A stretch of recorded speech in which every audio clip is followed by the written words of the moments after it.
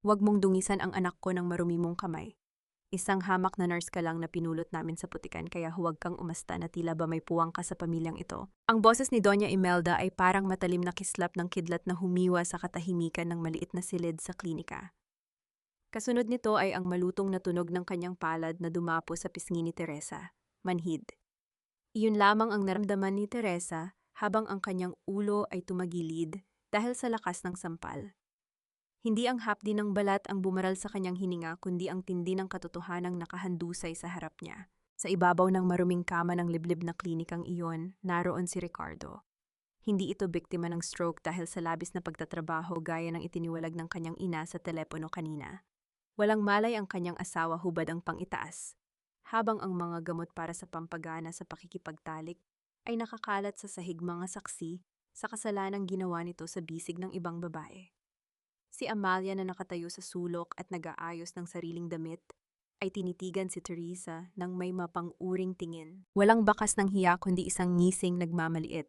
Nanginginig ang mga kamay ni Teresa habang mahigpit na nakahawak sa basang sobrang kulay kape. Sa loob niyon ay ang huling sentimo ng kanyang ipon, perang pambilisanan ng sarili niyang gamot para sa humihinang puso, perang hiningi niya sa bawat overtime sa ospital, bawat sakripisyo ng sariling kalusugan.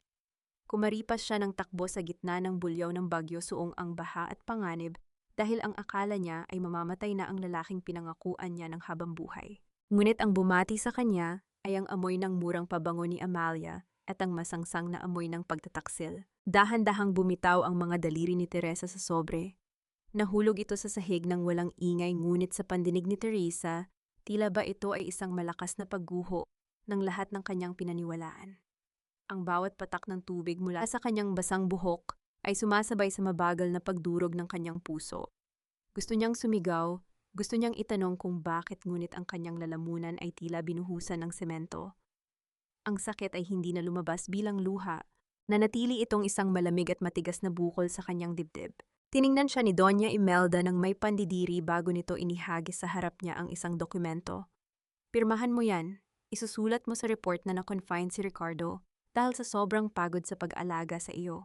Hindi maaaring madungisan ang pangalan ng mga ilustre dahil lang sa kalandian ng anak ko. Utang na loob mo sa amin ang buhay mo, Teresa. Bayaran mo yan ngayon sa pamamagitan ng pananahimik mo. Tumingin si Teresa sa asawa niyang mahimbing na natutulog matapos ang isang gabi ng kaligayahan sa piling ng iba.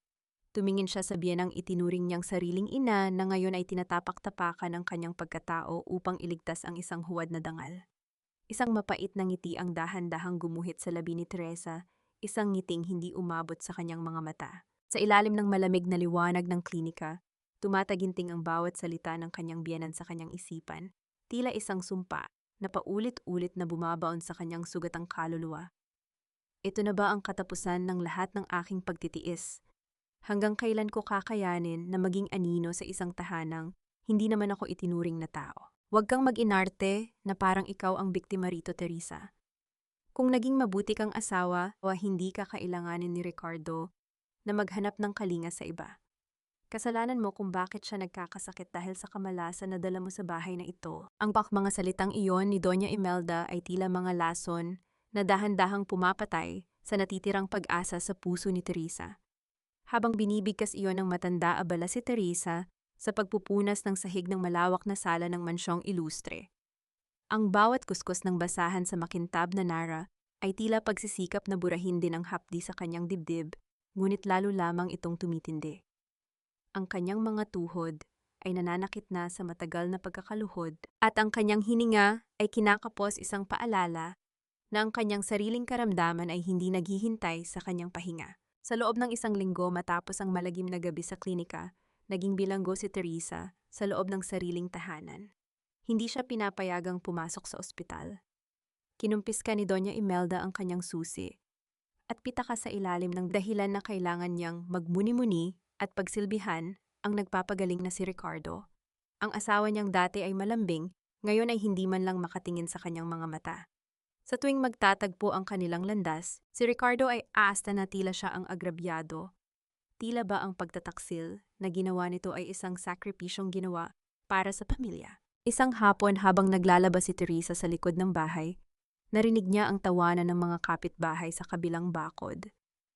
Ang mga boses ni na Aling Marites at ng iba pang mga asawa ng mga negosyante sa subdibisyon ay malinaw na abot sa kanyang pandinig. Kakaawa naman pala si Ricardo, no? Sabi ni Doña Imelda, kaya raw hindi makaangat-angat sa posisyon ay dahil sa asawang baog at sakitin. Gabi-gabi raw ay si Ricardo pa ang nag-aalaga sa kanya sa halip na baligtad. Sayang ang dugong ilustre na punta lang sa isang nurse na walang utang na loob. Ang bawat salita ay tila mga karayom na tumutusok sa balat ni Teresa. Gusto niyang sumigaw, gusto niyang sabihin sa kanila na siya ang nagtatrabaho ng doble kayod para mabayaran ang mga utang ni Ricardo sa sugal, na siya ang tunay na naghihirap. Ngunit pinili niyang manahimik. Ang katahimikan ay naging kanyang tanging sandata, kahit na ito rin ang dahan-dahang gumagapos sa kanyang kaluluwa. Nang pumasok siya sa loob upang ihatid ang tsa ni Doña Imelda, natagpuan niya ang matanda na nakadungaw sa bintana, may hawak na mamahaling abaniko at may ngiti ng tagumpay sa mga labi. Alam mo, Teresa, ang isang ibon na ayaw kumanta ay mas mabuting manatili sa hawla. Huwag mong subukang baligtarin ang kwento sa labas dahil walang maniniwala sa'yo. Dito sa subdibisyong ito, ang salita ko ang batas. Inilapag ng matanda ang tasa sa mesa ng may puwersa dahilan upang tumalsik ang mainit na likido sa kamay ni Teresa. Hindi man lang siya dumaing. Ang init sa kanyang balat ay wala kumpara sa nagbabagang galit na nagsisimulang mabuo sa kailaliman ng kanyang pagkatao. Dahan-dahang lumapit si Teresa sa bintana nang makaalis ang kanyang biyanan. Nais niyang makalanghap ng sariwang hangin, ngunit ang kanyang nakita ay nagpatigil sa tibok ng kanyang puso.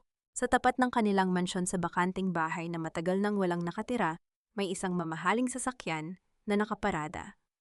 Bumaba ang isang babaeng nakasuot ng malaking salamin at eleganteng bestida. Si Amalia. May dala itong mga kahon ng kagamitan, at sa tabi nito ay si Ricardo na masayang inaalalayan ang babae papasok sa bahay na iyon. Ang kanilang mga mata ay nagtagpo si Teresa sa likod ng rehas ng bintana at si Amalia sa malayang kalsada.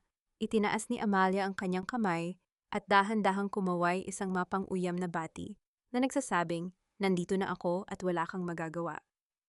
Naramdaman ni Teresa ang biglang paninikip ng kanyang dibdib. Ang hanging pilit niyang nilalanghap ay tila naging abo. Hindi na lamang ito isang pagtataksil. Ito ay isang lantarang deklarasyon ng giyera sa harap mismo ng kanyang pintuan. Hanggang saan aabot ang kawalang hiyaan ng mga taong pinag-alayan ko ng aking buhay? Hanggang kailan ako mananatiling piping saksi sa sarili kong pagkawasak, asa? Mas bagay sa iyo ang magsilbi, Teresa. Dahil doon ka naman talaga nagsimula, hindi ba sa pag-aalaga ng may sakit at paglilinis ng dumi ng iba? Ang boses ni Amalia ay kasing tamis ng asukal, ngunit kasing talim ng labaha. Nakaupo siya sa gitna ng sala ng mga ilustre krus, ang mga binti habang suot ang isang mamahaling seda na bestida na halos tumutugma sa kulay ng mga kortina sa bahay. Sa harap niya si Teresa ay nakayuko hawak ang pilak na tray na naglalaman ng bagong timplang tsaa. Ang bawat salita ni Amalia ay tila isang sampal na walang tunog, ngunit mas masakit pa sa pisikal na hagupit. Hindi kumibo si Ricardo na nasa tabi ni Amalia. Sa halip abala ito sa pagbabasa ng dyaryo, tila ba ang asawang nagsisilbi sa harap niya ay isa lamang kagamitan sa bahay na walang pandinig at walang pakiramdam. Si Doña Imelda naman ay nakangiti, tinitignan si Amalia na parang ito ang tunay na manugang na matagal na niyang ipinagdarasal. Huwag kang mahiya, Amalia dear, sabi ni Doña Imelda habang humihigop ng tsa. Si Teresa ay sanay naman sa ganitong trabaho. Sinasanay ko lang siya para hindi siya kalawangin dahil alam mo naman sa ospital ay puro utos lang ang alam niya. Dahan-dahang inilapag ni Teresa ang tasa sa harap ni Amalia. Sa sandaling iyon ang kanilang mga daliri ay halos magdampi. Nakita ni Teresa ang singsing na suot ng babae, isang diamanteng pamilyar sa kanyang paningin. Iyon ang singsing na matagal nang ipinangako ni Ricardo na ibibigay sa kanya sa kanilang ika-5 anibersaryo. Ang hapdi sa kanyang dibdib ay muling nanariwa, tila isang sugat na pilit binubuksan ng isang maruming kamay. Bago pa makabawi si Teresa, biglang tumayo si Amalia at lumapit kay Ricardo. Hinawakan niya ang kwelyo ng polo nito, inaayos ang tila hindi naman gusot na tela. Doon sa harap mismo ng mga mata ni Teresa, dahan-dahang idinampi ni Amalia ang kanyang mga labi. Sa leeg ni Ricardo iniiwan ang isang matingkad na bakas ng pulang lipstick. May dumi ka rito, sweetheart, bulong ni Amalia sapat na malakas upang marinig ni Teresa. Ang bawat hibla ng pagkatao ni Teresa ay tila gustong sumabog sa galit, ngunit ang kanyang katawan ay nanatiling tila estatwa. Ang kanyang mga kuko ay bumaon sa kanyang palad hanggang sa makaramdam siya ng tunay na sakit, isang pisikal na hapdi na panandali ang tumalo sa emosyonal na paghihirap. Nang makaalis si Amalia matapos ang isang oras ng mapagkunwaring tawanan, naiwan ang katahimikan na kasing bigat ng tingga. Hinarap ni Ricardo si Teresa, ngunit walang bakas ng pagsisisi sa kanyang mga mata. Sa halip may iniabot siyang isang folder na kulay asul. Teresa, kailangan nating pag-usapan ang bahay sa probinsya, panimula ni Ricardo. Ang boses ay malamig at puno ng awtoridad. Masyadong malayo yun at sayang lang kung nakatiwangwang. Gusto kong pirmahan mo ang dokumentong ito para maibenta natin or magamit sa investment. Para naman ito sa kinabukasan nating dalawa. Tumingin si Teresa sa asawa. Ang bahay na iyon ay ang tanging alaala ng kanyang ama, ang tanging lugar kung saan nararamdaman niyang siya ay ligtas. Alam niya ang totoo. Ang perang makukuha rito ay gagamitin lamang ni Ricardo upang tustusan ang luho ni Amalia at ang mga utang na unti-unti nang lumulubog sa pamilya Ilustre. Kinabukasan nating dalawa o kinabukasan ninyo, ang tanong na gustong kumawala sa kanyang bibig, ngunit nanatiling nakakulong sa kanyang isipan. Sa kailaliman ng gabi, habang nakahiga sa gilid ng kama at nakikinig sa mahimbing na hilik ng asawang tila walang dinadalang kasalanan, naramdaman ni Teresa ang isang bagay na matagal na niyang hindi nararamdaman. Hindi ito lungkot. Hindi rin ito takot. Ito ay ang unti-unting paglamig ng kanyang puso, tila ba ang bawat hibla ng pag-ibig na natitira ay nagiging yelo. Ano ang gagawin mo, Teresa, kapag ang tanging bagay na nag-uugnay sa iyo, sa iyong nakaraan, ay pilit na ring kinukuha ng mga taong sumira sa iyong kasalukuyan? 5 pang buwan, Teresa. Pagkatapos niyan, malaya ka na sa pangakong binitawan mo sa iyong ina. Ang boses ng kanyang ama, si General Santos, ay mahina ngunit puno ng awtoridad na tila nagmumula sa kailaliman ng kanyang gunitang militar. Nakaupo si Teresa sa tabi ng kama ng kanyang ama. Marahang hinahaplos ang mga kamay nitong kulubot na at tadtad ng mga bakas ng pakikipaglaban sa buhay. Sa loob ng silid na iyon, malayo sa mapanghusgang tingin ni Doña Imelda, si Teresa ay hindi isang hamak na nurse o isang api-aping manugang. Siya ang anak ng isang bayani at siya mismo ay isang agila na pansamantalang pinutulan ng pakpak. Dad, kinalimutan ko na ang ranggo ko mula nang mamatay si Mama, bulong ni Teresa habang pinipigilan ang pagpiit ng kanyang lalamunan. Ipinangako ko sa kanya na susubukan kong mamuhay ng tahimik sa loob ng 5 taon.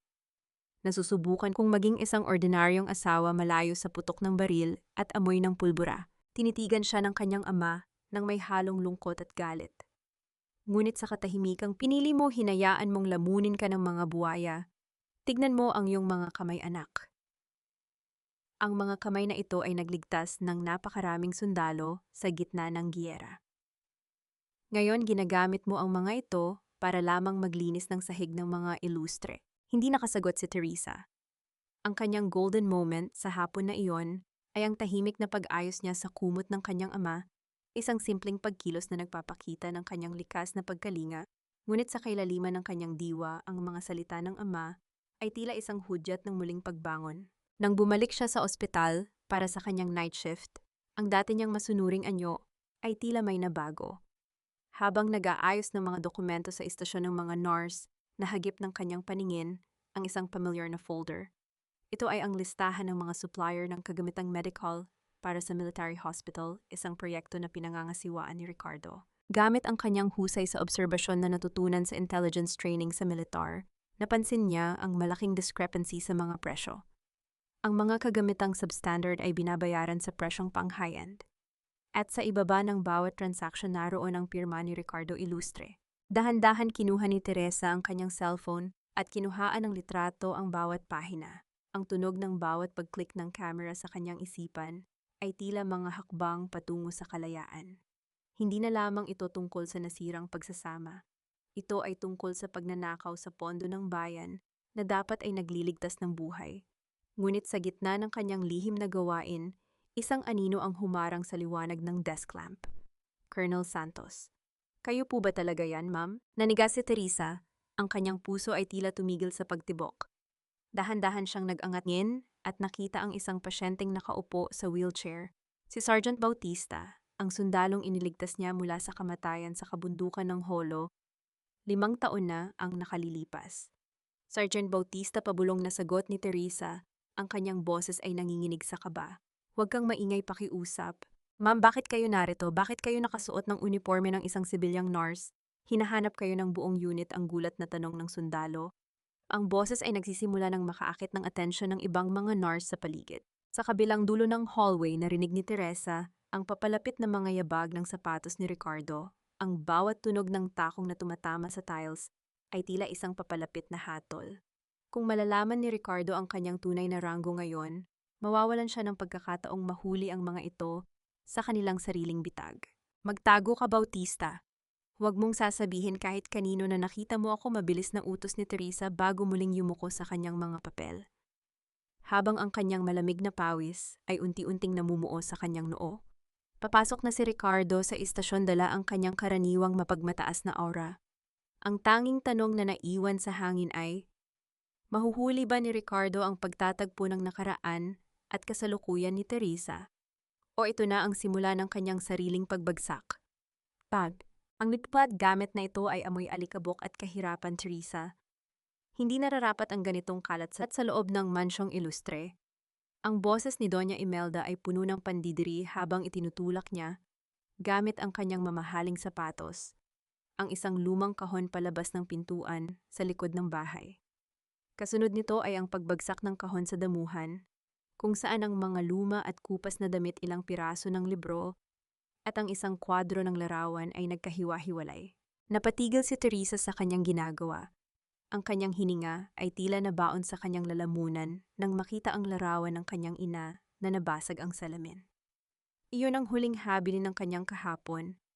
Ang tanging alaala ng babaeng nagturo sa kanya kung paano magmahal ng walang kapalit.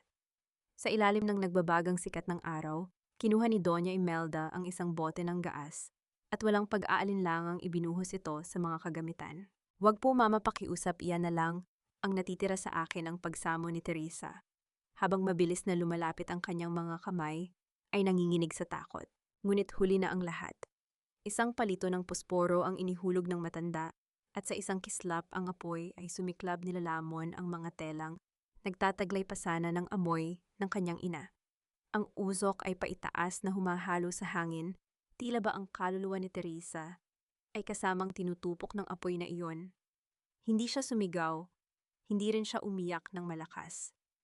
Nanatili siyang nakatitig sa mga abo habang ang kanyang puso ay tila pinipiga ng isang dambuhalang kamay, ang hapdi ng broken heart syndrome na unti-unting nagpapahina sa kanyang bawat tibok. Ano ba ang iniiyak-iyak mo riyan? Gamit lang yan. Masyado kang madrama. Teresa, ang malamig na natinig ni Ricardo, nakakalabas lang ng bahay habang nag-ayos ng kanyang relos. Tama si mama, kailangan nating linisin ang bahay mula sa mga negatibong enerhiya. Kung gusto mo ng bago, bibigyan kita ng pera. Huwag mo lang kaming ipahiya sa ganyang hitsura. Tiningnan ni Teresa ang asawa. Ang lalaking pinili niyang paglingkuran ay nakatayo sa harap niya, ngunit tila isang estranghero na ang nakikita niya.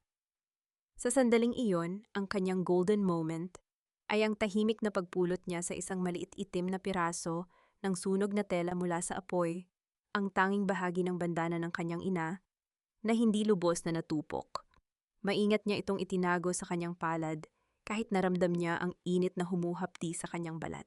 Nang pumasok siya sa kanyang silid, ang kanyang anyo ay tila isang anino na nawalan na ng kulay. Ngunit sa likod ng kanyang mga mata, may isang bagong apoy na nagliliyab, hindi ang apoy na naninira, kundi ang apoy na nagpapatigas sa bakal. Inilabas niya ang kanyang lihim na laptop at muling binuksan ang mga file na kanyang nakalap. Doon niya natagpuan ang higit pa sa inaasahan niya. Isang kontrata para sa pagbili ng mga defective cardiac monitors na itatalaga sa mga ospital ng militar. Ang halagang nakasaad ay sapat na upang bumuhay ng isang buong komunidad, ngunit ang mga kagamitang darating ay mga banta sa buhay ng mga sundalo. Ang pirma sa ibaba ay hindi lamang kay Ricardo, kundi may kasama ring selyo ng isang kumpanyang pagmamay-ari ng pamilya ni Amalia. Pinapatay ninyo ang mga taong dapat ay pinaglilingkuran ninyo, bulong ni Teresa. Sa sarili ang boses ay kasing lamig ng kamatayan. Biglang bumukas ang pinto. Pumasok si Ricardo na may dalang isang baso ng alak. Ang kanyang mukha ay mapulang-mapula dahil sa kalasingan. Teresa, pirmahan mo na yung dokumento sa bahay sa probinsya. Huwag mo nang hintayin na mawalan pa ako ng pasensya sa iyo. Kailangan ko ang perang yun para sa susunod na bidding. Tiningnan siya ni Teresa nang diretso sa mga mata, isang tingin na hindi pa nakikita ni Ricardo sa loob ng 5 taon. Paano kung sabihin kong ayaw ko, Ricardo? Paano kung sabihin kong alam ko ang bawat dumi na itinatago ninyo sa ilalim ng inyong mga mamahaling sapatos? Nabitawan ni Ricardo ang baso. Ang tunog ng pagkabasag ng kristal sa sahig ay tila isang babala sa katahimikan ng gabi. Ang kanyang mukha ay nagbago mula sa pagkagulat patungo sa isang nakakatakot na galit. Mababawi pa ba ni Teresa ang kanyang sarili bago siya tuluyang lamunin ng panganib na kanyang hinukay? Or ito na ang huling gabi na makikita niya ang liwanag ng buwan sa labas ng rehas ng mga ilustre? Dito mo ilagay ang pirma mo, sweetheart. Para sa atin ito, para sa magiging anak natin balang araw. Ayaw mo bang magkaroon tayo ng sariling investment na hindi nakadepende sa kanino man? Ang boses ni Ricardo ay kasing tamis ng pulot, isang tono na matagal nang hindi naririnig ni Teresa. Nakaupo sila sa harap ng hapagkainan at sa unang pagkakataon sa loob ng maraming buwan, si Ricardo mismo ang nagtimpla ng kape para sa kanya. Ngunit para kay Teresa, ang bawat salitang lumalabas sa bibig ng kanyang asawa ay tila isang maruming bitag na nakalatag sa kanyang paanan. Alam niya ang totoo. Ang investment na sinasabi nito ay ang pagbebenta sa bahay at lupa na pamana ng kanyang ama, ang tanging ari-arian na nakapangalan sa kanya at hindi kailanman magiging bahagi ng yaman ng mga iluster. Sa kabila ng kanyang nararamdamang pagkasuka, nanatiling kalmado ang mukha ni Teresa. Ang kanyang mga daliri ay dahan-dahang humaplos sa gilid ng mesa. Dinadama ang gaspang ng kahoy. Tila ba humihugot siya ng lakas. Mula sa pundasyon ng bahay na iyon, ang kanyang golden moment sa umagang iyon ay ang simpleng pag-iwas niya sa tingin ni Ricardo upang tignan ang isang maliit na langgam na pilit na nagbubuhat ng isang mumo ng tinapay. Isang paalala na kahit gaano kaliit, may kakayahan siyang lumaban. Investment para sa ating dalawa, mahinahong tanong ni Teresa habang iniabot sa kanya ni Ricardo ang special power of attorney. Akala ko ba ay sabi ni Mama ako ay baog at walang silbi? Bakit biglang nagbago ang ihip ng hangin? Ricardo, sa saglit na natigilan si Ricardo, ang kanyang panga ay nag-abot, ngunit mabilis din siyang nakabawi ng ngiti. Huwag mo nang isipin ang sinasabi ni Mama. Alam mo namang matanda na yun. Ang mahalaga ay ang seguridad nating dalawa. Dahan-dahang kinuha ni Teresa ang ballpen. Alam niya na sa mga sandaling iyon, ang kanyang bawat kilos ay kailangang maging perpekto. Habang nagpapanggap na binabasa ang dokumento, sinadya niyang itabig ang tasa ng kape. Ang mainit na likido ay mabilis na kumalat sa ibabaw ng papel, nilalamon ang mga mahahalagang bahagi ng kontrata. Ay pasensya na, Ricardo, masyado yata akong nanginginig, ang paumanhin ni Teresa. Ang boses ay puno ng kunwaring pag-aalala. Ano ba naman yan, Teresa? Napaka-clumsy mo talaga, ang singhal ni Ricardo. Ang maskara ng kabaitan ay biglang nahulog. Sa galit nito, mabilis siyang tumayo upang kumuha ng basahan sa kusina. Sa maikling sandaling iyon, mabilis na pinalitan ni Teresa ang dokumento.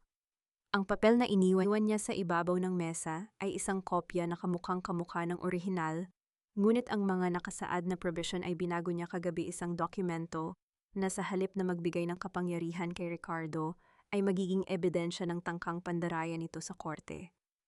Pagbalik ni Ricardo, padabog niyang inilapag ang bagong kopya. Pirman mo na yan, ngayon din. Sa ilalim ng mapang-aping tingin ng kanyang asawa, dahan-dahang isinulat ni Teresa ang kanyang pangalan. Ngunit ang bawat kurba ng kanyang pirma ay hindi tanda ng pagsuko, kundi isang hatol na unti-unti nang bumababa sa leeg ng mga ilustre. Ngunit bago pa man matuyo ang tinta ang katahimikan ng mansyon, ay nabasag ng tunog ng pagbubukas ng pinto. Pumasok si Amalia, hindi bilang isang bisita, kundi bilang isang taong pagmamay-ari ang buong lugar. Ang kanyang mukha ay maningning at may dala siyang isang maliit na puting sobre. Surprise, sweetheart, ang masayang bati ni Amalia kay Ricardo. Bago ito bumaling kay Teresa, kaysa nang may mapang-insultong tingin. At hello sa'yo, Teresa. May magandang balita ako na tiyak na ikatutuwa nating lahat. Inilapag ni Amalia ang isang ultrasound result sa ibabaw ng mesa, direkta sa tapat ng dokumentong kapipirma lang ni Teresa. Buntis ako, Ricardo. Magkakaroon na ng tagapagmana ang pamilyang ilustre. Naramdaman ni Teresa ang biglang paglamig ng kanyang dugo. Ang hangin sa loob ng silid ay tila naglaho at ang kanyang paningin ay bahagyang nagdilim. Hindi dahil sa sakit ng pagtataksil, dahil matagal na siyang manhid doon, kundi dahil sa tindi ng kawalang hiyaan ng dalawang taong nasa harap niya. Tumingin si Ricardo kay Amalia nang may galak bago muling bumaling kay Teresa na may ngiting tila nanunukso. Nakita mo na, ngayon ay may dahilan na talaga ako para kunin ang lahat ng sayo. Dahil ang anak ko ang higit na nangangailangan niyan kaysa sa isang katulad mong wala namang maibibigay. Tumayo si Teresa, ang kanyang katawan ay tila naging bakal sa tatag. Ang kanyang huling tingin sa ultrasound result ay hindi puno ng inggit kundi ng isang lihim na kaalaman na hindi pa alam ng dalawa. Paano tatanggapin ni Ricardo ang katotohanan kapag nalaman niyang ang tagapagmana na ipinagmamalaki niya ay bahagi lamang ng isang mas malaking kasinungalingan? At ang babaeng inaakala niyang talunan ay siya palang may hawak ng kanilang kapalaran. Ilabas mo ang pinakamahal na pilak, Teresa. Siguraduhin mong kikinang ang bawat sulok ng mansyong ito na tila bahiyas dahil bukas ay darating ang mga pinakamataas na opisyal ng bayang ito. Ang boses ni Doña Imelda ay dumadagundong sa pasilyo, kasabay ng bawat kumpas ng kanyang kamay na tila isang direktor ng isang marangyang dula. Ang mansyon ng mga ilustre ay balot ng kaguluhan. Mga bulaklak na galing pa sa ibang bansa, mga mamahaling alak, at ang amoy ng litson na unti-unting kumakalat sa hangin. Ito ang paghahanda para sa ika-5 anibersaryo ng kasal ni Ricardo at Teresa, ngunit sa paningin ng lahat, ito ay ang piging para sa pagpapakilala kay Amalia bilang bagong reyna ng tahanan. Si Teresa ay nasa gitna ng kusina, ang kanyang mga kamay ay namumula na sa babad ng sabon at tubig habang kinukuskos ang mga antigong pilak. Ang bawat tunog ng metal na nag-uumpugan ay tila isang malungkot na kampana para sa kanyang sariling libing. Sa labas ng kusina, naririnig niya ang tawanan ni Ricardo at Amalia habang pumipili ng mga alahas na isusuot para sa bukas. Ang anibersaryong ito ang magiging katapusan ng iyong pagiging anino. Teresa, bulong ni Doña Imelda habang dumadaan sa likuran niya ang kanyang abaniko, ay marahas na tumatama sa balikat ni Teresa. Pagkatapos ng piging na ito, pirmahan mo man or hindi ang mga papel, ilalabas namin ang balita tungkol sa iyong karamdaman at ang pangangailangang ilayo ka sa publiko. Magpasalamat ka at bibigyan ka pa rin namin ng matitirhan sa likod bahay. Hindi sumagot si Teresa. Ang kanyang golden moment sa gitna ng pagod ay ang sandaling nadama niya ang maliit na bituin na nakatago sa ilalim ng kanyang uniforme ng nurse, isang military pin na ibinigay sa kanya ng kanyang ama. Ang talim nito na bahagyang tumutusok sa kanyang balat ay nagsilbing angkla niya sa katotohanan. Bukas ang huling araw ng kanyang 5 taong panata. Bukas ang agila ay muling lilipad. Habang ang gabi ay lumalalim, pumasok si Ricardo sa kusina upang kumuha ng alak. Bakas sa kanyang mukha ang kaba at pananabik. Teresa, siguraduhin mong maayos ang pagkakaluto sa patatim. Paborito iyon ni General Borja. Siya ang magdedesisyon kung sino ang susunod na itatalagang Undersecretary ng Department of Health. Kapag nakuha ko ang posisyong iyon, hindi na natin kakailanganin ang bahay mo sa probinsya. Magiging barya na lang iyon para sa akin. Tumingin si Teresa sa asawa, ang kanyang mga mata ay tila dalawang lawa ng katahimikan. General Delfin Borja po ba ang tinutukoy ninyo, Ricardo? Natigilan si Ricardo, ang baso ng alak ay muntik nang mabitawan.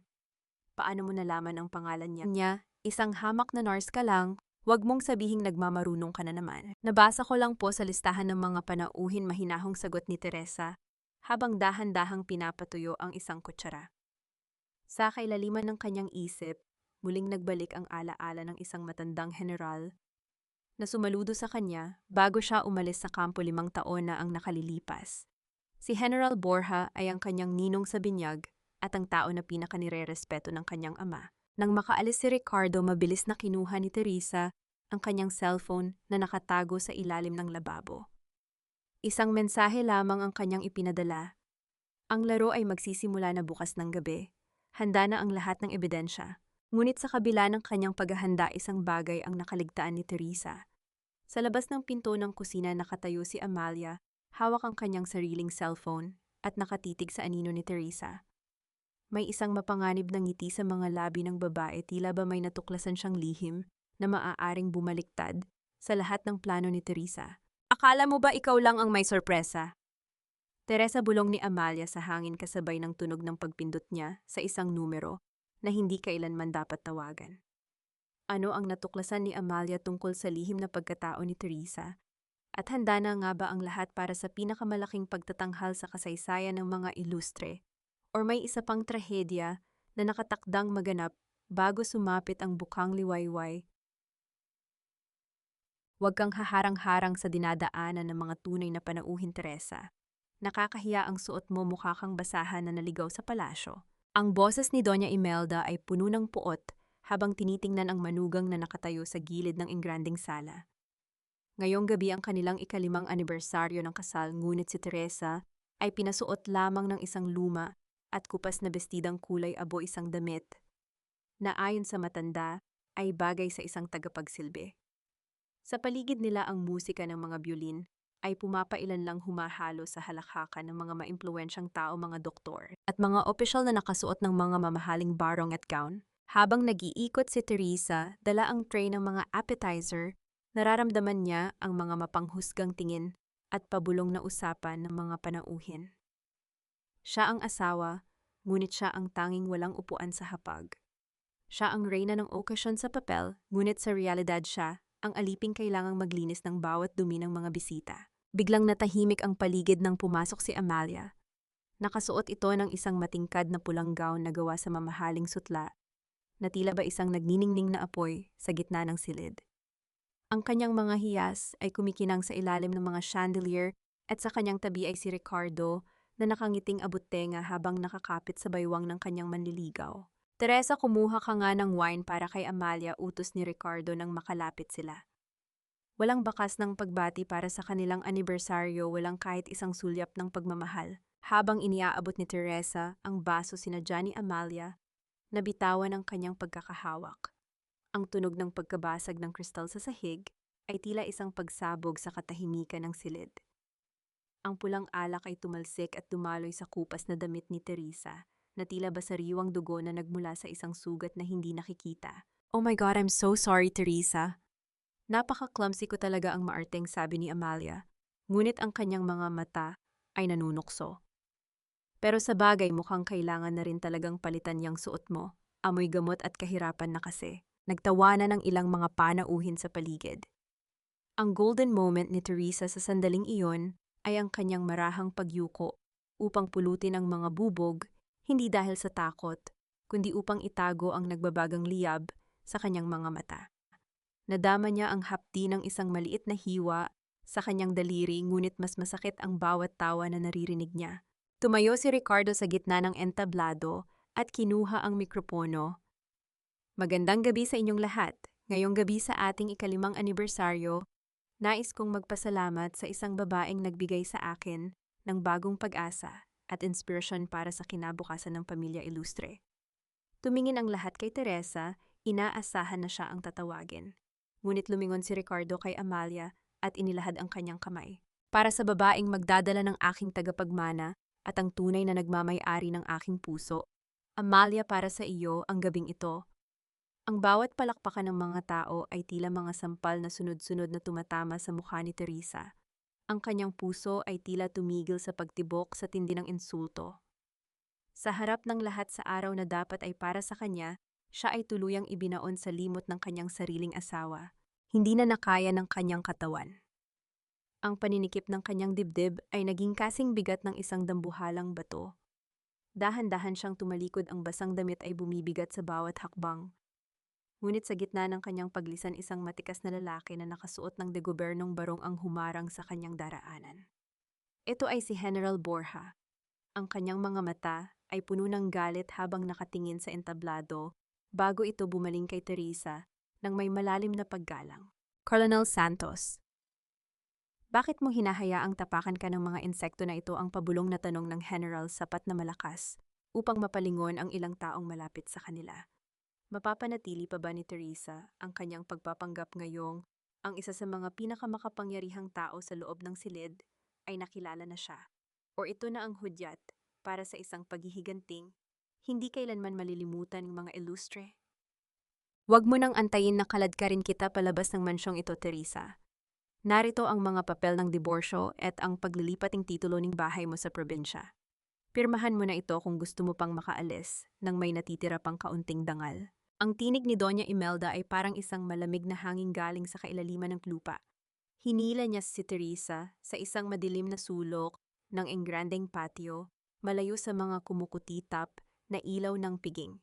Sa kanyang kamay ay ang mga dokumentong magtatapos sa 5 taon ng paghihirap ni Teresa.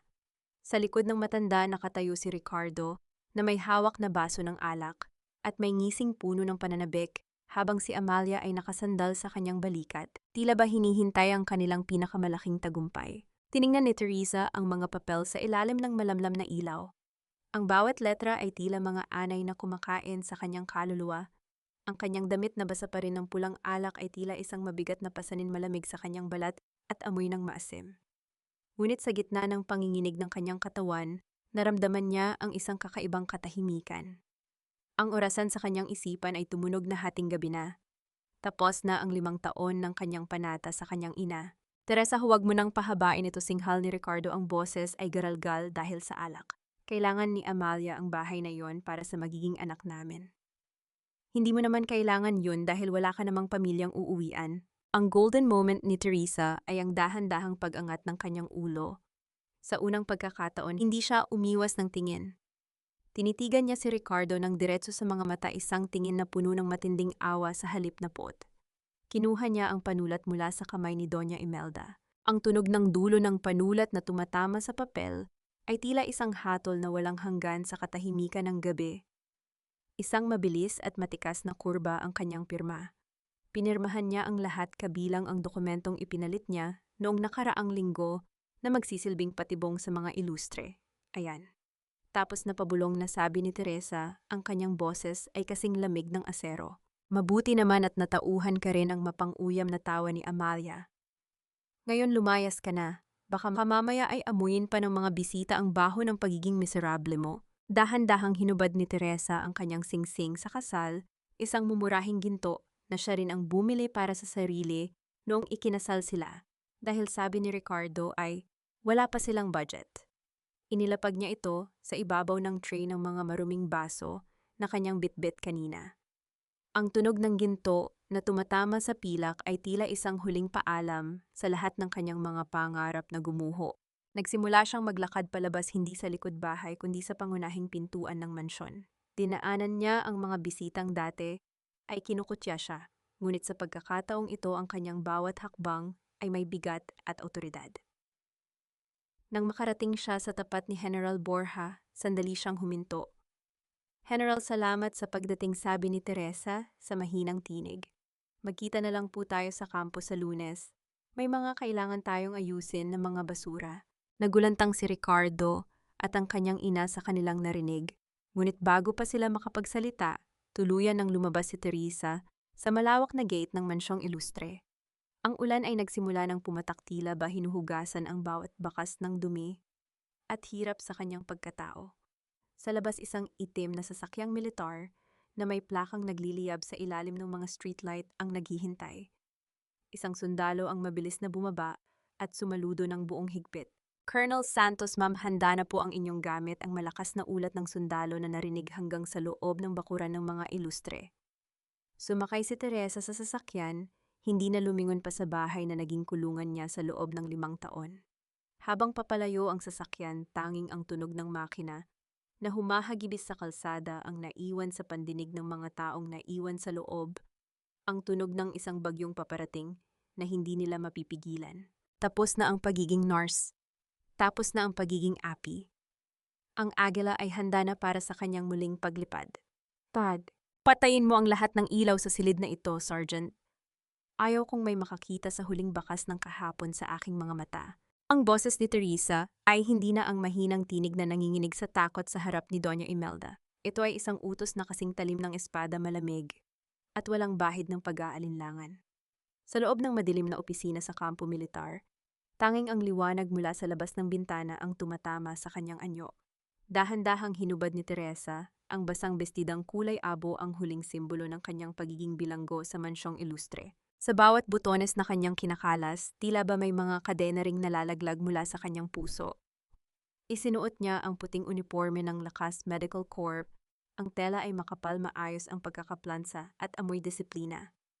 Nang ilapat niya ang mga bituin sa kanyang balikat, naramdaman ni Teresa ang bigat ng tungkulin at ang tamis ng pagbabalik ng kanyang tunay na pagkatao. Ang kanyang golden moment ay nang humarap siya sa malaking salamin sa pader. Hindi na ang babaeng may mapupungay at sugatang mga mata ang nakita niya. Ang nakaharap sa kanya ay si Colonel Teresa Santos, ang agila ng hukbong sandatahan. Hinawi niya ang kanyang basang buhok at itinali ito ng mahigpit sa isang malinis na bun.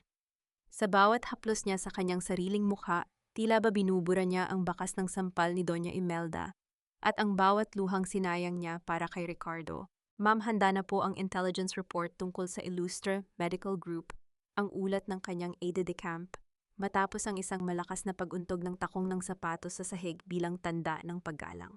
Naupo si Teresa sa kanyang silya, ang kanyang likod ay tuwid na tuwid, tila ba ang bakal na nasa kanyang kaluluwa ay muling nabuo. Binuksan niya ang folder na naglalaman ng mga dokumentong kinolekta niya sa loob ng 5 taon. Ang bawat pahina ay katibayan ng kasakiman ni Ricardo at Amalia. Magsagawa kayo ng kagyat na audit sa lahat ng supply ng hospital na hawak nila. I-freeze ang lahat ng kanilang bank accounts na may kinalaman sa pondo ng militar. Walang lalabas, walang papasok ang utos ni Teresa habang nilalagdaan ang warrant ng may mabilis at matapang na mga guhit.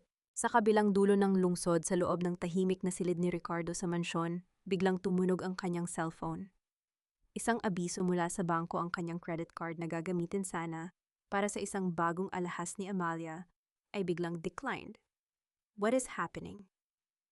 Bakit pati ang personal account ko ay hindi ma-access? Ang nanggagalaiting tanong ni Ricardo sa hangin habang ang kanyang kamay ay nanginginig sa kaba. Hindi alam ni Ricardo na ang bawat segundong lumilipas ay isang hakbang papalapit sa kanyang sariling pagkawasak. Ang katahimikan ni Teresa sa loob ng 5 taon ay hindi pala tanda ng kahinaan, kundi ang pag-iipon ng lakas para sa isang bagyong walang ititira sa kanilang mga ilustre. Tapos na ang oras ng paglalaro, Ricardo, bulong ni Teresa sa gitna ng katahimikan ng kanyang opisina. Ngayon malalaman ninyo kung anong klaseng apoy ang pinaglaruan ninyo. Ngunit sa gitna ng kanyang plano, isang tawag mula sa ospital ang natanggap ni Teresa. Ang kanyang ama, si General Santos, ay biglang dinala sa emergency room dahil sa isang atake. Ang kanyang puso ay tila muling pinitpit ng kaba. Sadyang aksidente ba ang nangyari sa kanyang ama o ito ang huling desperadong hakbang ng mga ilustre upang pigilan ang kanyang paghihiganti? Tila huminto ang mundo sa bawat matatalim na tunog ng makinang nagbabantay sa tibok ng puso ng aking ama. Sa loob ng intensive care unit ng Hospital Militar, nakatayo si Teresa sa gilid ng higaan ni General Santos. Ang amoy ng antiseptic na dati ay nagpapaalala sa kanya ng kanyang pagiging aliping nurse ay tila nagbago na. Ngayon ito ay amoy ng digmaang kailangan niyang panalunan. Ang kanyang unipormeng puti ay walang bahid ng dumi, sumasalamin sa talim ng kanyang determinasyon. Hinawakan niya ang kamay ng ama. Ang golden moment ng gabing iyon ay ang marahan niyang paghaplos sa mga kuko ng matanda, nangangako sa bawat ugat nito na hindi mawawala ng saysay ang kanilang mga sakripisyo. Dad, huwag kang bibitiw. Konti na lang makikita mo na ang pagguho ng mga pader na nagkulong sa atin, bulong ni Teresa. Ang boses ay matatag ngunit may bahid ng pagsusumamo. Habang nagbabantay, pumasok ang kanyang Chief of Intelligence. Ang tunog ng mga sapatos nito sa makintab na sahig ay tila isang marcha ng paparating na hustisya. Iniabot nito ang isang tablet na naglalaman ng real-time monitoring sa pamilya Illustre. Ma'am, ang target ay kasalukuyang nasa labas ng isang saradong bangko. Sinusubukan nilang mag-withdraw gamit ang mga corporate accounts pero bigo sila. Si Amalia naman ay nakitang pabalik-balik sa isang pawn shop. Sinusubukang ibenta ang mga alahas na nanggaling sa pondo ng militar, ulat ng opisyal. Isang mapait na ngiti ang sumilay sa labi ni Teresa. Hayaan niyo silang maghabol sa sarili nilang buntot. Siguraduhin niyo ring lahat ng mga kontratista na kasabwat ni Ricardo sa pagbili ng mga depektibong cardiac monitors ay nasa ilalim na ng ating surveillance. Ayaw kong may makatakas kahit isa. Sa labas ng ospital, sa madilim na parking lot, lulan si Ricardo ng kanyang marangyang sasakyan na malapit ng mahila ng bangko. Ang kanyang mukha ay puno ng pawis at ang kanyang buhok ay gulo-gulo na malayo sa imahe ng isang makapangyarihang direktor. What gosh to the Arifanong nangyari na ang isang hamak na nurse ay may connection sa militar. Doña Imelda was right dapat.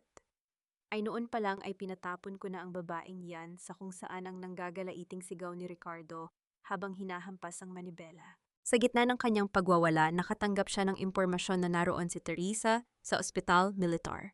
Sa kanyang isipan, ang akala niya ay nandoon si Teresa para makiusap o baka ay bumalik sa trabaho bilang nurse dahil wala na itong pera. Isang desperadong plano ang nabuo sa kanyang utak. Susugurin niya si Teresa tatakutin at pipiliting bawiin ang anumang ginawa nito sa kanyang mga accounts. Pumasok si Ricardo sa lobby ng ospital militar nang may peking autoridad. Nasaan ang asawa ko? Nasaan si Teresa Santos? Sabihin niyo sa kanya na lumabas siya rito bago ko idemanda ang ospital na ito. Ngunit sa halip ng mga nurse na matatakot sa kanya, dalawang matitikas na sundalo na may hawak na mahahabang baril ang humarang sa kanyang daraanan. Ang tunog ng pagkasan ng baril ay narinig sa buong lobby, tila isang babala na hindi ito ang mansyong ilustre. Dahan-dahang bumukas ang pinto ng elevator. Lumabas si Teresa, suot ang kanyang buong military regalia, ang kanyang mga mata ay kasing lamig ng yelo sa ilalim ng mga ilaw ng ospital. Ang mga sundalo sa paligid ay sabay-sabay na sumaludo ng buong higpit. Anong ginagawa mo rito, Ricardo? Ang tanong ni Teresa. Ang boses ay umalingaw-ngaw sa katahimikan, puno ng kapangyarihang hindi kailanman inakala ng kanyang asawa. Napaurong si Ricardo, ang kanyang panga ay tila nalaglag sa sahig. Ang babaeng nasa harap niya ay hindi ang nurse na dinuduraan niya noon. Ito ay isang opisyal na may kapangyarihang tapusin ang kanyang buhay sa isang iglap. Teresa, bakit ka nakasuot ng ganyan? Ang nauutal na tanong ni Ricardo habang ang takot ay unti-unting lumalamon sa kanyang pagkatao. Ito na ba ang sandaling magmamakaawa si Ricardo? Or meron pa siyang itinatagong alas na maaaring magpabago sa takbo ng laban ni Teresa? Akala mo ba ay matatakot mo ako sa pagsuot ng peking uniformeng yan? Magnanakaw ka na nga ng pera, pati karangalan ng militar ay ninanakaw mo rin para lang makapaghiganti. Ang boses ni Ricardo ay nanginginig, hindi dahil sa galit kundi dahil sa matinding pagkalito na pilit niyang ikinukubli sa pamamagitan ng pagyayabang. Nakatayo siya sa gitna ng lobby ng ospital militar, pinagtitinginan ng mga tauhan at mga sundalong naroon. Sa kanyang paningin, si Teresa ay nananatiling ang nurse na maaari niyang pasunurin sa isang kumpas lang ng kanyang kamay. Ngunit ang bawat segundong tumatama ang kanyang paningin sa mga bituin sa balikat ni Teresa, ang kanyang kayabangan ay tila dahan-dahang natitibag. Hindi kumibo si Teresa. Ang kanyang golden moment sa gitna ng tension ay ang marahan niyang pag-ayos sa kanyang puting guwantes, isang kilos na puno ng disiplina at katiyakan. Ang kanyang katahimikan ay mas maingay pa kaysa sa bulyaw ni Ricardo. Sa likod niya, ang pintuan ng elevator ay muling bumukas at lumabas si General Borja, kasunod ang dalawang opisyal mula sa Judge Advocate General Service. Ginoong Ilustre, mukhang hindi mo pa rin kilala kung sino ang babaeng pinakasalan mo. Ang baritono at malamig na tinig ni General Borja ang bumasag sa katahimikan. Hindi siya nagpapanggap. Siya si Colonel Teresa Santos, ang Chief of Medical Intelligence na 5 taon naming hinintay na magbalik sa serbisyo. Tila binuhusan ng malamig na tubig si Ricardo. Ang kanyang mga tuhod ay nanghina at ang kanyang mukha ay nawalan ng kulay. Tumingin siya sa paligid at nakita ang mga sundalo na tila mga estatwa ng katarungan naghihintay lamang ng isang hudyat mula kay Teresa. Teresa, sweetheart. Pag-usapan natin ito. Ang biglang paglambot ng tono ni Ricardo, ang kanyang mukha ay nagmakaawa. Nagkamali ako, alam ko. Pero pamilya tayo, di ba? Huwag mo namang sirain ang lahat ng pinaghirapan natin dahil lang sa isang pagkakamali. Tumingin si Teresa sa kanya, ngunit walang bahid ng awa sa kanyang mga mata. Ang pagkakamali na sinasabi mo, Ricardo, ay ang sadyang pagbili ng mga depektibong kagamitan na pumatay sa 3 sundalo noong nakaraang buwan. Ang pagkakamali mo ay ang pagnanakaw sa pondo na dapat ay pambili ng gamot ng mga mahihirap para lang tustusan ang luho ni Amalia at ang pagsusugal ng iyong ina. Inilabas ni Teresa ang isang dokumento mula sa kanyang folder. Bukas ang schedule ng iyong formal hearing sa harap ng Blue Ribbon Committee at ng Military Tribunal. Huwag kang mag-alala, Ricardo. Binigyan kita ng pagkakataong magdala ng sarili mong abogado kung may pambayad ka pa. Anong ibig mong sabihin ang nanginginig na tanong ni Ricardo? Na-serve na ang writ of attachment sa lahat ng ari-arian ninyo. Ang mansyong kinalakihan mo, ang mga sasakyan mo, at maging ang account na ginagamit ni Amalia. Lahat ay kasalukuyan nang nasa ilalim ng kustodyan ng pamahalaan bilang bahagi ng danyos sa mga pamilyang ninakawan ninyo ang paliwanag ni Teresa nang may boses na kasing lamig ng hanging galing sa aircon ng ospital. Napasandal si Ricardo sa pader, ang kanyang mga kamay ay napahawak sa kanyang ulo. Sa isang iglap, ang mundong itinayo niya sa ibabaw ng kasinungalingan ay tuluyan ng gumuho. Bago pa siya makapagsalita muli, isang malakas na tunog ng pagtakbo ang narinig mula sa entrance. Pumasok si Amalia, gulo-gulo ang buhok at wala na ang kanyang karaniwang rangya. Ricardo, ang mga gamit ko. Pinapalayas nila ako sa bahay. Gawin mo ang paraan. Nagtagpo ang tingin ni Teresa at Amalia. Sa pagkakataong ito, si Amalia ang nakayuko, basang-basa ng pawis at luha, habang si Teresa ay nakatayo ng matikas, tila isang bundok na hindi matitinag. Ang hearing ay gaganapin bukas ng 9:00 ng umaga, ang huling sabi ni Teresa bago siya tumalikod. Doon niyo sabihin ang lahat ng inyong mga dahilan.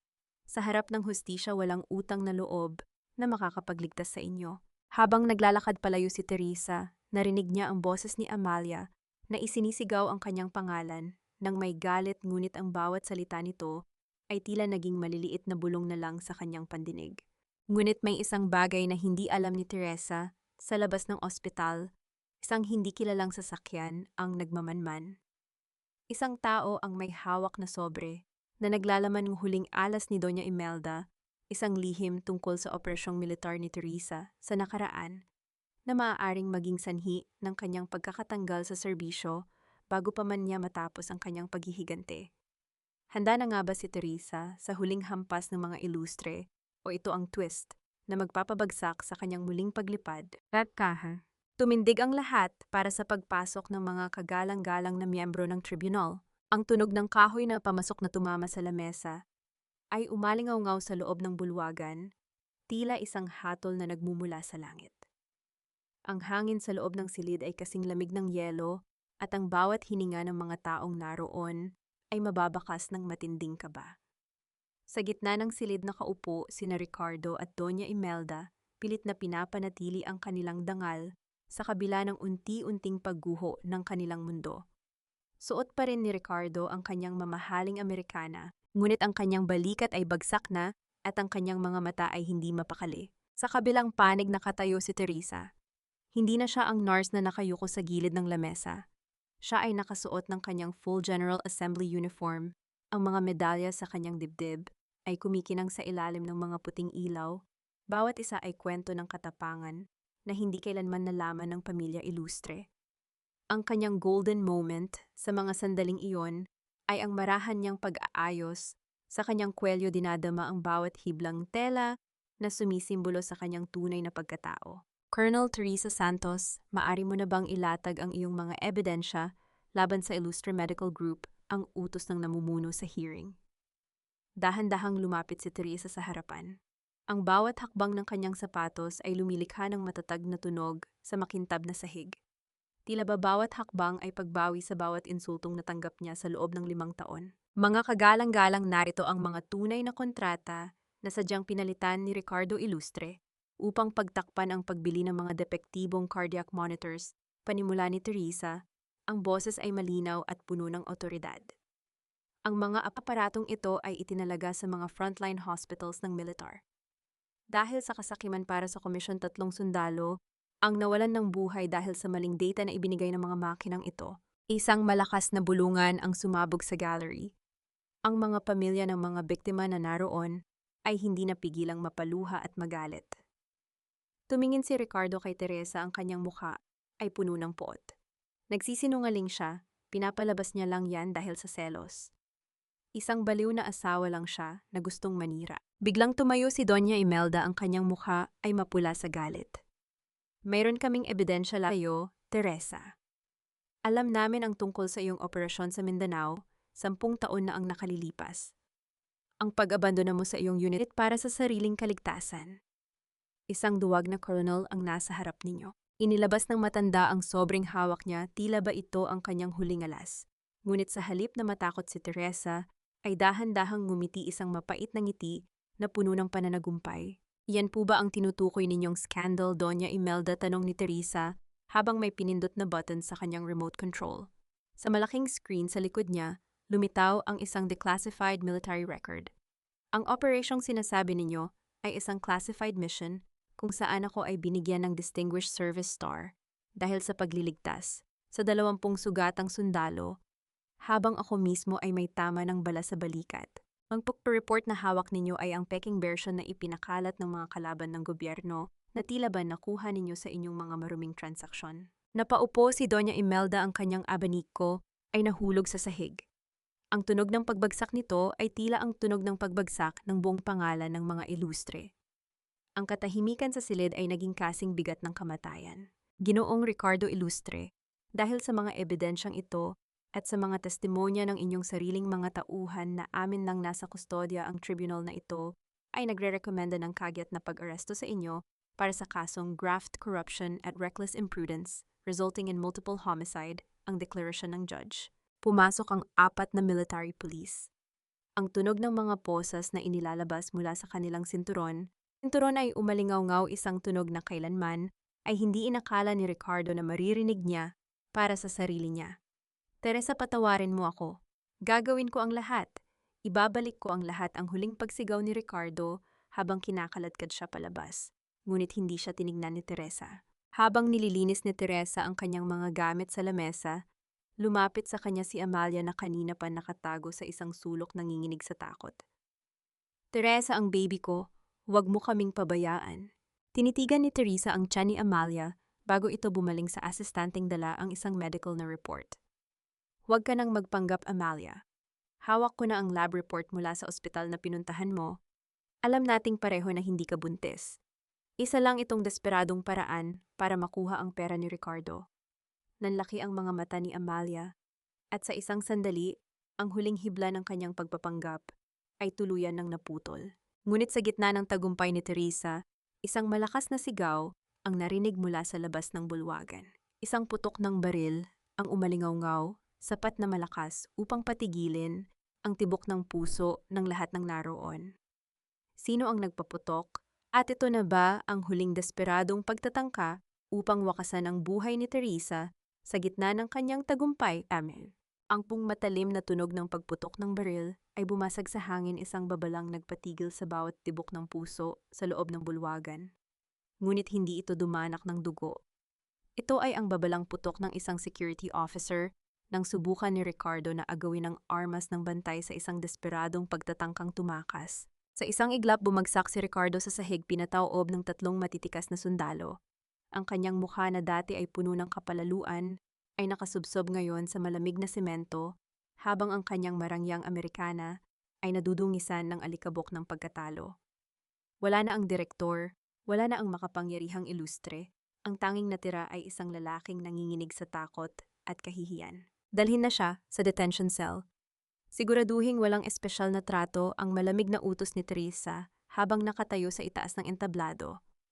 Ang kanyang tinig ay hindi bakas ng paghihiganti, kundi ng isang katarungang matagal nang naantala. Lumingon si Teresa kay Doña Imelda. Ang matanda ay tila isang tuyong dahon na hinipan ng hangin, nakaupo sa sahig. Gulo-gulo ang buhok at ang kanyang mga mamahaling alahas ay tila naging mga kadenang nagpapabigat sa kanya. Ang golden moment ni Teresa sa sandaling iyon ay ang kanyang marahang paglapit sa isang matandang babae sa gallery, ang ina ng isa sa mga sundalong namatay dahil sa depektibong monitor. Inabutan niya ito ng isang baso ng tubig at hinawakan ng kamay nito ng may tunay na pagkalinga. Doon sa harap ng lahat, ipinakita ni Teresa na sa kabila ng kanyang bituin sa balikat, ang kanyang puso ay nananatiling isang nurse na handang maghilom ng sugat. Everything is over, ma'am, bulong ni Teresa sa matanda, at ang yakap na isinukli sa kanya ay mas mahalaga pa sa anumang parangal na natanggap niya. Paglabas ni Teresa sa bulwagan, hinarang siya ni Amalia. Wala na ang mapang-aping ngiti ng babae, ang kanyang mga mata ay mugto at ang kanyang labi ay nanginginig. Teresa, please, I'll give everything back. Wag mo lang akong isama sa kaso. I was just blinded by love, by Ricardo's promises. Tiningnan siya ni Teresa nang may matinding awa. Hindi pag-ibig ang tawag sa paninira ng buhay ng iba para sa sariling luho, Amalia. Ang pag-ibig ay nagsasakripisyo, hindi nagnanakaw. Harapin mo ang batas dahil doon mo matututunan ang tunay na halaga ng bawat sentimong kinuha mo. Nang hapong iyon, dinala ang balita sa buong bansa. Ang pamilya Ilustre, ang mga itinuturing na haligi ng komunidad, ay gumuho sa ilalim ng bigat ng kanilang sariling kasalanan. Ang hiya o matinding kahihiyan ay naging isang epidemya sa kanilang angkan. Ang mga kaibigang dati ay nakapaligid sa kanila ay tila mga aninong naglaho sa dilim. Pumunta si Teresa sa ospital upang bisitahin ang kanyang ama. Sa loob ng silid gising na si General Santos at may mahinang ngiti sa kanyang mga labi. "You did well, Colonel, my daughter." My brave eagle bulong ng ama habang mahigpit na hawak ang kamay ni Teresa. "Para sa inyo ito, Dad." At para kay Mama, sagot ni Teresa, habang ang mga unang patak ng luha ng kaligayahan ay dahan-dahang gumulong sa kanyang pisngi. Ang bigat na 5 taon niyang dinala ay tila unti-unting tinatangay ng hanging pumapasok sa bintana. Ngunit habang naglalakad siya sa hallway ng ospital, patungo sa kanyang bagong tungkulin, nakita niya ang isang pamilyar na anyo sa labas ng gate. Si Doña Imelda, suot ang isang lumang baro, ay nakaluhod sa tapat ng bakal na rehas, sumisigaw at nagmamakaawang makita ang kanyang anak. Ang mga tao sa paligid ay kinukuhanan siya ng video tinatawanan at kinukutya ang kanyang dating marangyang buhay. Huminto si Teresa sa malayo. Nakita niya ang bawat pagsusumamo ng matanda, ang bawat luhang dumadaloy sa kulubot nitong mukha. Isang huling pagsubok sa kanyang puso, ang magpatawad ba? O hayaan na lamang ang batas ng karma ang tumapos sa lahat? Lalapit ba si Teresa upang bigyan ng huling pagkakataon ang matanda? Or it na ang huling pagkakataon na makikita niya ang mukha ng babaeng sumira sa kanyang 5 taon? "Teresa, anak, maawa ka. Wala kaming matuluyan, kinuha na ng bangko ang lahat, pati ang aking mga gamot. Pagsabihan mo ang mga sundalo mo, pamilya pa rin tayo, hindi ba?" Ang boses ni Doña Imelda ay basag puno ng panginginig na tila isang marupok na instrumentong malapit ng masira. Nakakapit ang kanyang mga daliri sa malamig na rehas ng gate ng ospital. Ang mga kuko na dati ay laging maayos ang pagkakalinis ay marumi na ngayon at puno ng sugat. Ang kanyang mamahaling bestida ay lukot-lukot at ang kanyang mukha ay tila tumanda ng 10 taon sa loob lamang ng isang gabi. Huminto si Teresa sa tapat ng matanda, ngunit nanatili ang isang distansya sa pagitan nila, isang distansya na hindi lamang gawa sa bakal, kundi sa 5 taon ng pang-aapi at pagtitiis. Ang kanyang golden moment sa huling pagkakataong ito ay ang marahan niyang pagkuha ng isang panyo mula sa kanyang bulsa at iniabot ito sa matanda. Isang simpleng kilos ng tao sa kapwa-tao, ngunit wala nang bahid ng pagiging sunod-surang manugang. "Doña Imelda, tapos na po ang 5 taon ko sa inyo." Ang mahinahong sagot ni Teresa, ang boses ay matatag at walang halong galit. "Ang sinasabi ninyong utang na loob, binayaran ko na po iyon ng bawat luhang pinalunok ninyo sa akin. And bawat hapdi ng sampal na tinanggap ko, at bawat gabing naglingkod ako sa inyo na parang aso. Malaya na po ako at malaya na rin kayo mula sa anino ng inyong kasinungalingan. Pero si Ricardo, ang anak ko, mamamatay siya sa loob ng kulungan." Ang hagulgol ng matanda. "Si Ricardo ay nandoon dahil sa sarili niyang mga desisyon, hindi dahil sa akin," putol ni Teresa. "Hustisya ang naglagay sa kanya roon, at tanging katotohanan lang ang makakapagpalaya sa inyong dalawa. Ang bahay sa probinsya ay ibinalik na sa akin ng korte, at gagamitin ko iyon para sa mga babaeng gaya ko na inabuso at binaliwala. Wala na kayong puwang sa buhay ko, pero bilang isang nurse, nag-iwan ako ng instruction sa social welfare para bigyan kayo ng pansamantalang matitirhan at gamot. Yan ang huling serbisyong maibibigay ko sa pamilya Ilustre." Tumalikod na si Teresa, habang ang boses ni Doña Imelda ay unti-unti nang humihina sa likuran niya, nilalamon ng ingay ng mga sasakyan at ng takbo ng mundo. Hindi na lumingon si Teresa. Ang bawat hakbang niya palayo ay tila pagtatapon ng isang mabigat na pasanin na kay tagal niyang binuhat.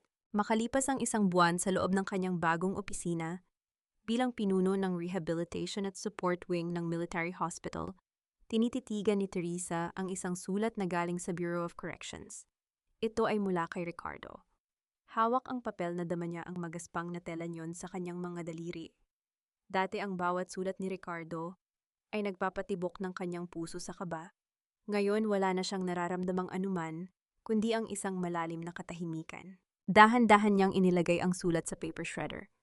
Ang tunog ng papel na kinakain ng makina ay tila ang tunog ng huling hibla ng kanyang nakaraan na tuluyan ng naglalaho. Lumakad siya patungo sa bintana at pinanood ang paglubog ng araw sa Manila Bay. Ang kalangitan ay nababalot ng kulay kahel at lila, isang magandang paalala na matapos ang pinakamahabang gabi, lagit laging may bagong umaga. Ang agila ay hindi lamang muling lumipad. Natagpuan na nito ang kanyang tunay na tahanan sa kalangitan ng kalayaan. Handa na po ang lahat para sa opening ng foundation. Bukas Colonel ang ulat ng kanyang assistant na may ngiti ng paghanga. Salamat, tugon ni Teresa habang humihinga ng malalim, nilalanghap ang hangin na amoy pag-asa at bagong simula. Handa na rin ako. Ang bawat sinag ng araw na tumatagos sa mga bintanang kapis ng lumang bahay sa probinsya ay tila mga daliri ng liwanag na humahaplos sa mga alaala ng kahapon. Ang amoy ng sariwang sampagita at basang lupa matapos ang ambon ay humahalo sa halimuyak ng bagong timplang kape, isang amoy na nagbibigay ng kakaibang katahimikan sa puso ni Teresa. Dito sa lupang kinalakihan ng kanyang ama, ang bawat sulok ay hindi na nagpapaalala ng sakit kundi ng paghilom. Nakatayo si Teresa sa balkonahe, suot ang isang payak na puting bestida na malayang sumasabay sa ihip ng hangin. Wala na ang mabigat na unipormeng militar, wala na rin ang kupas na damit ng isang api-aping nurse. Ang tanging bituin ay nasuot niya ngayon ay ang kislap ng tunay na kaligayahan sa kanyang mga mata. Ang kanyang golden moment ay ang sandaling pinanood niya ang mga batang naglalaro sa hardin ng Bahay Pag-asa. Ang pundasyong itinayo niya para sa mga kababaihang biktima ng pang-abuso. Ang bawat tawa ng mga ito ay tila isang awit ng tagumpay laban sa bawat luhang pumatak sa kanyang mga pisngi noon. Sa loob ng isang taon, maraming bagay ang nagbago. Si Ricardo ay nananatili sa likod ng mga rehas kung saan ang tanging kasama niya ay ang pagsisisi na huli na para sa kanya. Si Amalia naman ay tuluyan ng naglaho sa mata ng publiko matapos ang kahihiyan ng kanyang pagpapanggap. At si Doña Imelda, ang matanda, ay nananatili sa isang tahimik na charity home kung saan ang kanyang tanging yaman ay ang mga panyong iniabot sa kanya ni Teresa, isang paalala na sa huli, ang kabutihan pa rin ang may huling salita. Napatawad na ba ni Teresa ang mga ilustre?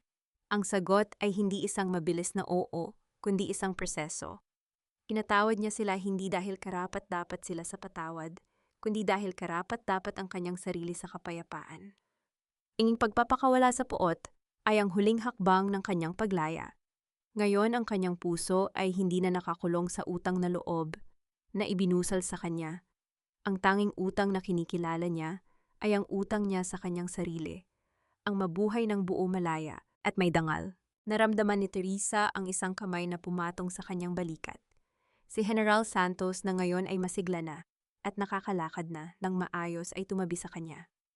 Ang tunog ng mga tuyong dahon na nadudurog sa ilalim ng kanilang mga paa ay tila isang paalala na ang lahat ng luma ay kailangang mamatay upang bigyang daan ang bagong buhay. Masaya ka na ba, anak? Mahinahong tanong ng ama. Tumingin si Teresa sa malawak na taniman kung saan ang kulay ginto ng palay ay kumikinang sa ilalim ng papalubog na araw. Higit pa sa masaya, Dad, payapa na ako. Ang kwento ni Teresa ay hindi lamang kwento ng paghihiganti. Ito ay kwento ng isang babaeng na natutong maging sarili niyang tagapagligtas. Nasa gitna ng pinakamalakas na bagyo, ang pinakamahalagang kailangang iligtas ay ang sariling kaluluwa. Ang agila ay hindi na kailangang tumingin sa ibaba. Ang langit ay kanya na, at ang bawat lipad ay isang deklarasyon na kailanman hindi na siya muling magiging anino ng kahit sino. Teka, ang araw ay tuluyan ng lumubog, ngunit sa bawat kulay ng kahel na natitira sa langit, naroon ang pangako ng isang bukas na wala na sa ilalim ng anino ng sinuman. Ang katahimikan ay hindi na tanda ng pagtitiis, kundi ng kapayapaang matagal nang ipinagkait. Mga mahal kong tagapakinig, mga kapwa ko babae at kaibigan, maraming salamat sa pagtanda sa bawat pahina ng buhay ni Teresa. Aminado ako habang hinahabi ko ang mga salita sa bahaging sinunog ni Doña Imelda. Ang tanging alaala ng ina ni Teresa, tila bawat letra ay naging sugat din sa aking sariling puso. Alam ko marami sa atin ang may mga ala-alang pilit ding tinutupok ng tadhana, ngunit gaya ng ating bida, naway matutunan nating hindi lahat ng abo ay dumi. Ang iba ay nagiging pataba upang muling sumibol ang isang mas matatag na pagkatao. Ang kwentong ito ay bunga ng maraming gabi ng pagninilay sa hirap at dangal ng mga babaeng nurse sundalo at ina na nakikilala ko sa totoong buhay. Ang buhay ay hindi lamang tungkol sa pagsuot ng unipormeng naghihilom ng sugat ng iba. Minsan ang pinakaimportanteng misyon ay ang pagiging general ng sarili nating laban. Ang mga bituin sa ating balikat ay hindi gawa sa metal, kundi sa bawat luhang pinili nating patuyuin upang makakita ng malinaw patungo sa ating kalayaan. Bago tayo tuluyang magpaalam sa mundong ito, nais kong itanong sa inyo. Kung ikaw ang nasa katayuan ni Teresa, kaya mo rin bang mag-iwan ng panyo ng pagmamalasakit sa taong sumira sa iyong buhay? O sapat na ang makitang nakuha nila ang parusa ng batas? Saan niyo ba pinapakinggan ang ating kwento ngayon? Habang ba kayo ay nagluluto ng hapunan? Naglalaba o marahil ay nagpapahinga? Matapos ang isang nakakapagod na shift sa trabaho. Ibahagi niyo naman sa ating comment section ang inyong mga saloobin at karanasan. Dahil dito sa ating tambayan, ang bawat kwento nyo ay pakikinggan ng may paggalang. Huwag din nating kalimutang pindutin ang like at ishare ang ating video upang magsilbing liwanag sa iba pang pusong kasalukuyan pang nasa gitna ng dilim. Hanggang sa muli nating paglalakbay sa mundo ng mga salita. Manatiling matapang, manatiling malaya at laging piliin ang iyong sarili. Pamagat ng kwento ang agila sa likod ng uniforme paglaya mula sa tanikala ng utang na loob paunawa ang lahat ng mga character at sitwasyon sa kwentong ito ay katang-isip lamang na nilikha para sa layuning magbigay ng libangan at maghatid ng positibong mensahe sa buhay.